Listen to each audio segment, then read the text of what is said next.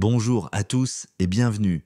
Le Real Madrid a jeté l'éponge en Liga dans son stade après avoir frôlé le désastre pendant des semaines. L'équipe d'Ancelotti, qui gagnait si souvent des matchs avec qualité pour compenser sa paresse et son manque de travail, s'est inclinée face à une équipe de Valence organisée, généreuse et dotée de la dose de chance nécessaire pour gagner à nouveau au Bernabéu 17 ans plus tard. La foule a protesté contre Vinicius, qui a raté un pénalty mais a marqué le but, tandis que le tir de Mbappé s'est écrasé sur le visage d'un Mamardashvili gigantesque. Récidivant dans ses péchés, Madrid a une fois de plus livré une première mi-temps apathique et désintéressée. Même avec un pénalty en leur faveur, les Blancs n'ont pas pu faire tourner le match en leur faveur, sans Asensio ni Rodrigo, mais avec Mbappé et Vinicius. Compte tenu des trébuchements habituels, Vinicius a remporté la palme. Il a pris la responsabilité du pénalty initial, l'a mal exécuté, bas et centré, et a perdu les quelques duels qu'il a disputés par la suite. Parce qu'il est allé au milieu et a demandé peu, mettant de côté l'idée qu'il essaie toujours. Le Bernabéu lui a adressé quelques critiques, comme Ancelotti en coupe lorsqu'il a menacé de le remplacer, ils ont pris sa plaque d'immatriculation.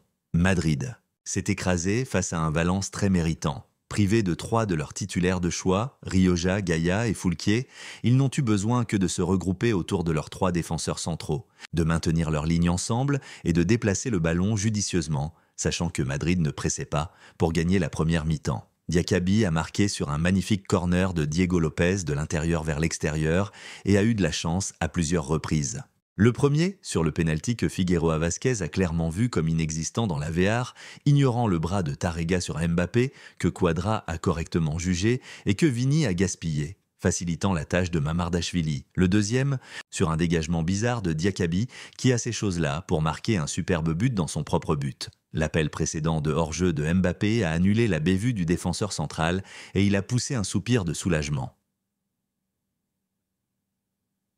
Milieu de la paresse générale du Real Madrid, Mbappé était celui qui tenait le plus à ne pas gâcher la première mi-temps. Il a cherché de l'espace, offert son soutien, combiné avec ses coéquipiers, créé le penalty et tiré 2 fois, une fois sauvé par Mamardashvili avec un superbe arrêt et une autre qui a été recrachée par le poteau, même s'il était auparavant hors jeu. En fait, seul Bellingham, sur une action individuelle, a tiré au but en dehors de Kylian en première mi-temps. Un bilan très médiocre qui mérite les remontrances du public. Ancelotti a appuyé sur le bouton E1 à la mi-temps et Madrid était différent après la pause. Intense et offensif, il s'est installé dans la moitié de terrain adverse et a à peine permis à Valence de sortir. L'égalisation est arrivée tôt, avec un corner au premier poteau entre Bellingham et Javi Guerra que Vinicius a tapé au bon moment au deuxième poteau. Valence peinait déjà à trouver une issue, avec Guerra multipliant les efforts en défense, Almeida épuisé et Sadik conditionné par un tacle dur sur Valverde. Rafa Mir l'a remplacé, tandis que Rodrigo a remplacé Brahim.